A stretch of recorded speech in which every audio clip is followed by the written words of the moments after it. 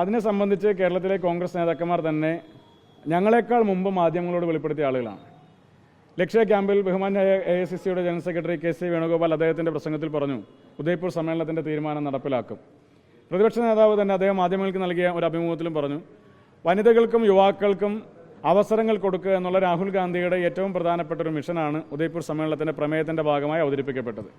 അത് നടപ്പിലാക്കുമെന്ന് തന്നെയാണ് കേരളത്തിലെ കോൺഗ്രസ് നേതൃത്വം ഇതുവരെ പറഞ്ഞിട്ടുള്ളത്. ഞങ്ങളും വളരെ പോസിറ്റീവായി തന്നെയാണ് ആ സമീപനത്തെ നോക്കിക്കാണുന്നത്.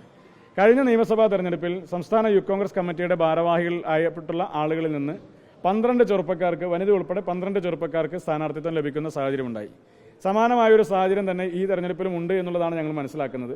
അതിനപ്പുറത്തേക്ക് യുവാക്കളുടെ സാന്നിധ്യം ഉണ്ടാകണമെന്ന ഒരു പൊതുവായ നിലപാടിനപ്പുറത്തേക്ക് ഏതെങ്കിലും ഒരു പർട്ടിക്കുലർ ആയിട്ടുള്ള സീറ്റുകളോ ഏതെങ്കിലും പർട്ടിക്കുലർ ആയിട്ടുള്ള നേതാക്കന്മാരുടെ പേരോ ഇതിനോടകം ഞങ്ങൾ ചൂണ്ടിക്കാണിച്ചിട്ടില്ല. കാരണം ഈ തെരഞ്ഞെടുപ്പിൻ്റെ ഒരു പ്രത്യേകത നമുക്കെല്ലാവർക്കും അറിയാം. ഈ തെരഞ്ഞെടുപ്പ് വളരെ നിർണായകമായൊരു തെരഞ്ഞെടുപ്പാണ്. ജനം വളരെ പ്രതീക്ഷയോടുകൂടി നോക്കി നിൽക്കുന്ന ഒരു തെരഞ്ഞെടുപ്പാണ്. ജയസാധ്യതയാണ് പാർട്ടി ഏറ്റവും പ്രധാനപ്പെട്ട ഘടകമായി പരിഗണിക്കുന്നത്.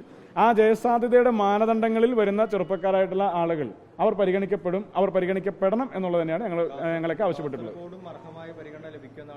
അല്ല, കേരളം മുഴുവനുള്ള കേരളം മുഴുവനാണ്, ഏതെങ്കിലും ഒരു ജില്ലയ്ക്കകത്തുനിന്നല്ല, കേരളം മുഴുവനായി യൂത്ത് കോൺഗ്രസിനെ സംബന്ധിച്ചും മത്സരരംഗത്ത് അവതരിപ്പിക്കാൻ സാധിക്കുന്ന ഒട്ടനവധിയായ ചെറുപ്പക്കാരുണ്ട്. അത് കാസർഗോഡ് മാത്രമല്ല, കാസർഗോഡുണ്ട്, കണ്ണൂരുണ്ട്, കോഴിക്കോടുണ്ട്, എല്ലാ ജില്ലകളിലുമുണ്ട്. സംസ്ഥാന യൂത്ത് കോൺഗ്രസ് കമ്മിറ്റിയുടെ നിലവിലെ ഭാരവാഹികൾ ഉൾപ്പെടെ കഴിഞ്ഞ കമ്മിറ്റിയുടെ ഭാരവാഹികൾ ഉൾപ്പെടെയുള്ള ആളുകളിലൊക്കെ തന്നെ പാർട്ടിക്ക് ഈ തെരഞ്ഞെടുപ്പുമായി ബന്ധപ്പെട്ട് മത്സരിപ്പിക്കാൻ സാധിക്കുന്ന ഒട്ടനവധിയായ ചെറുപ്പക്കാരുണ്ട്. സാഹചര്യങ്ങൾ അനുകൂലമാകുന്ന ഘട്ടത്തിൽ സ്വാഭാവികമായും അവരിൽ പലരും ഈ തെരഞ്ഞെടുപ്പുമായി ബന്ധപ്പെട്ട് സ്ഥാനാർത്ഥികളായിട്ട് കടന്നു വരും.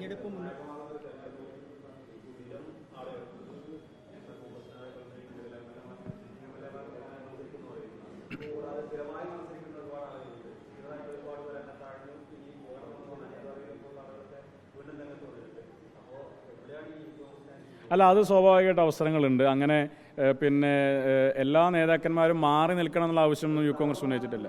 തലമുറ മാറ്റം ഈ സ്ഥാനാർത്ഥി പട്ടികയിൽ ഉണ്ടാകും. അത് പിന്നെ പാർട്ടിയുടെ തന്നെ ഒരു തീരുമാനമാണ്.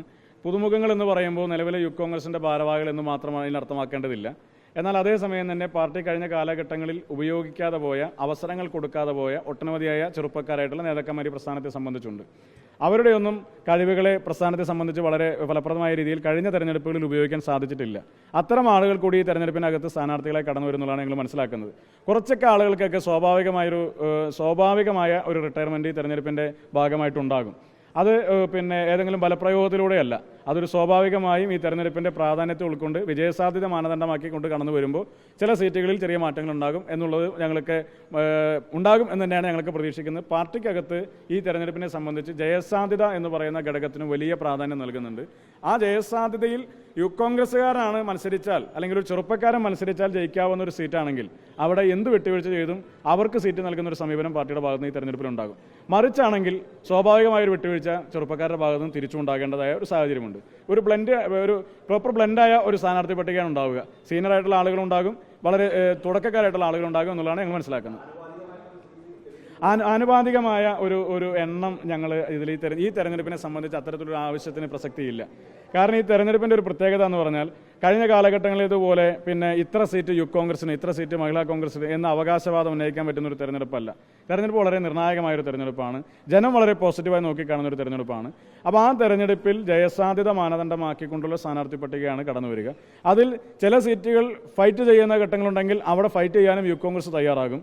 ചില സീറ്റുകളിൽ ചെറുപ്പക്കാർ മത്സരിച്ചാലാണ് വിജയിക്കാൻ സാധിക്കുന്ന സാഹചര്യമുണ്ടെങ്കിൽ അവിടെയും ഒരു പ്രത്യേകമായ പരിഗണന ഞങ്ങൾക്കുണ്ടാകും എന്നുള്ളതാണ് ഞങ്ങൾ പ്രതീക്ഷിക്കുന്നത്. ചെറുപ്പക്കാരുടെ സ്ഥാനാർത്ഥിത്വം നിലവിലുണ്ടാകും.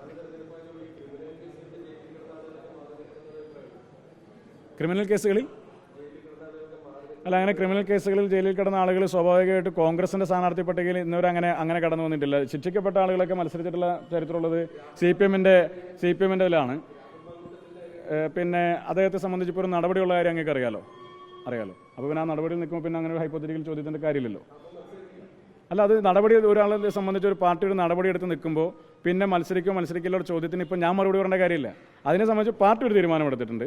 ആ തീരുമാനത്തിൽ നിന്ന് വ്യത്യസ്തമായൊരു തീരുമാനം ഉണ്ടാകുമ്പോഴാണ് മറ്റു കാര്യങ്ങളെ സംബന്ധിച്ച് പറയാൻ വേണ്ടി സാധിക്കുക. അപ്പോൾ മത്സരിക്കില്ല യെസ് ഓർ നോ ക്വസ്റ്റിൻ്റെ അർത്ഥമില്ല, കാര്യമില്ല.